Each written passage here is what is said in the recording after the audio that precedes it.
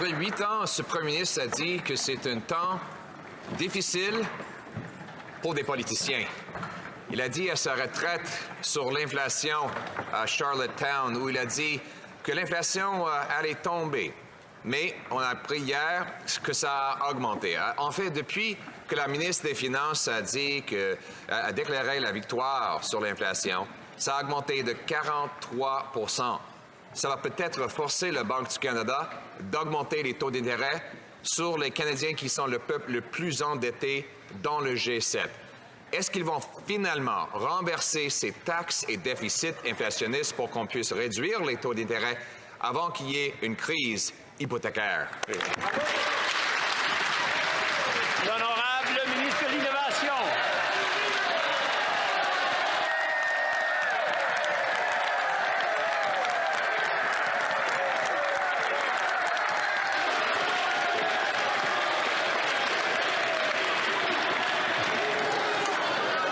Je suis sûr que le chef de l'opposition aimerait avoir une réponse, alors on va vous demander de vous calmer. C'est beau de vous voir tout excité et content de voir ce qui se passe, mais je vais laisser la parole au ministre. Allez-y.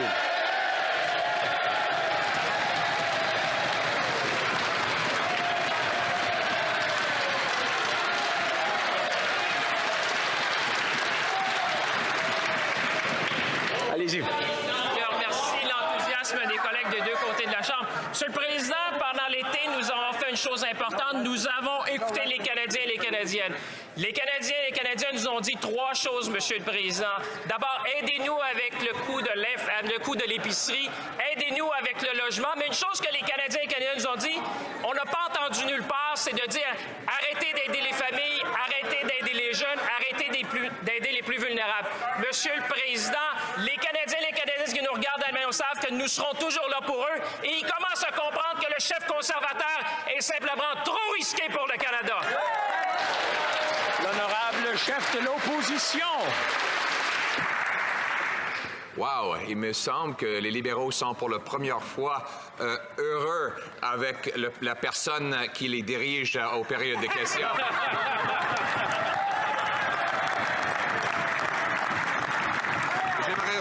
J'aimerais féliciter l'honorable député pour ses nouvelles fonctions. Le petit gars de Shawinigan, un autre petit gars de Shawinigan comme premier ministre peut-être, Monsieur le Président. Et je peux comprendre pourquoi même les libéraux veulent congédier le premier ministre parce qu'il coûte trop cher et il n'en vaut pas la peine et le coût. L'honorable ministre de l'Innovation. Monsieur le Président, pendant que le chef conservateur fait des tirades, Monsieur le Président, les Canadiens nous ont dit une chose très claire. Les Canadiens ont besoin d'aide de ce gouvernement, Monsieur le Président. C'est pour ça que nous sommes là, par exemple, au niveau de l'épicerie, Monsieur le Président. Nous avons convoqué les grands chefs des grandes chaînes cette semaine, Monsieur le Président. Nous allons baisser la TPS sur le logement, Monsieur le Président. Nous allons agir pour aider les Canadiens et les Canadiennes. Mais s'il y a une chose que les Canadiens sont tannés, Monsieur le Président, c'est d'entendre des slogans du chef conservateur. Et une chose qu'ils comprennent, c'est qu'il est seulement trop risqué pour le Canada. Nous serons là pour les Canadiens et les Canadiennes à chaque étape, Monsieur le Président. L'honorable chef de l'opposition. Monsieur le Président, lors de sa récente retraite à Charlottetown, le premier ministre a dit que les temps sont difficiles pour les politiciens. Aujourd'hui, il est en voyage encore à New York. Il va brûler beaucoup de carburant, donner quelques discours et en même temps, il hausse la taxe sur le carbone pour les Canadiens qui commettent le crime de se rendre au travail en voiture. L'inflation a augmenté, elle s'accélère plus qu'aux États-Unis. Va-t-il équilibrer le budget? Va-t-il éliminer la taxe pour que les taux d'intérêt baissent? L'honorable ministre de l'Énergie.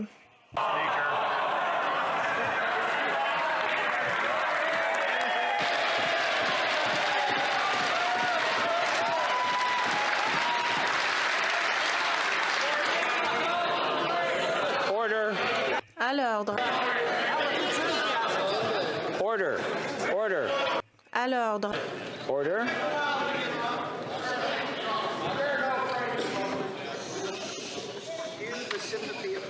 There we go. Okay, I realize it's Wednesday. Je comprends qu'on est mercredi, qu'on est tous très enthousiastes, mais il faut passer par la période des questions et écoutons les questions et les réponses. L'honorable ministre. Merci, Monsieur le Président. Nous avons été clairs. Le coût de la vie, c'est une priorité pour le gouvernement. C'est une préoccupation pour de nombreux Canadiens. Et nous avons pensé à des programmes comme le retrait de la TPS pour la construction d'édifices à logement. Nous avons mis en place le rabais pour l'épicerie et d'autres programmes. Et pendant qu'on s'occupe du coût de la vie, il faut le faire en même temps qu'on aborde la crise climatique, puisque c'est une crise existentielle pour nos enfants et non pas de plan. De notre côté, on peut faire les deux en même temps. Le chef de l'opposition. Ils sont prêts à applaudir chaleureusement quiconque, à part leur chef, se lève pour répondre aux questions. Pas étonnant que le premier ministre dise que c'est difficile d'être politicien ces temps-ci. Et bon, parlant de temps difficile, il est présentement à New York pendant 3 jours. Il brûle du carburant en se déplaçant en avion et pendant ce temps, il augmente la taxe sur le carbone qui coûtera 61 sous plus cher pour les agriculteurs, les familles qui devront choisir entre se loger ou se chauffer. Est-ce que le premier ministre va éliminer la taxe sur le carbone? La présidente du Conseil du Trésor. Monsieur le Président, contrairement aux conservateurs, notre gouvernement a un plan pour appuyer les Canadiens. Ces temps-ci, nous avons le rabais pour l'épicerie qui aide des millions de Canadiens. 4,2 millions de Canadiens profitent de la prestation pour travailleurs. Et nous avons indexé la sécurité de la vieillesse pour des millions de Canadiens. Quel est leur plan? Ben voilà, ils n'en ont pas. L'honorable chef de l'opposition. Notre plan, c'est d'éliminer la taxe et d'utiliser la technologie plutôt que les taxes.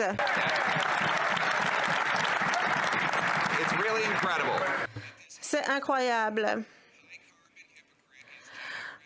Cet hypocrite se promène partout dans le monde aux frais des contribuables et en même temps, il augmente le coût du carburant pour les Canadiens. Le NPD l'appuie à 100% en imposant une augmentation de 61% du prix du carburant.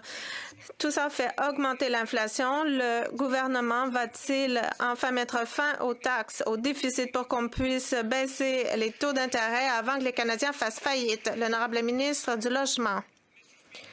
Monsieur le Président, depuis 20 ans de politique canadienne, il n'a pas croisé de programme qu'il ne voulait pas réduire. Pensons à l'assurance-emploi, au régime des pensions du Canada.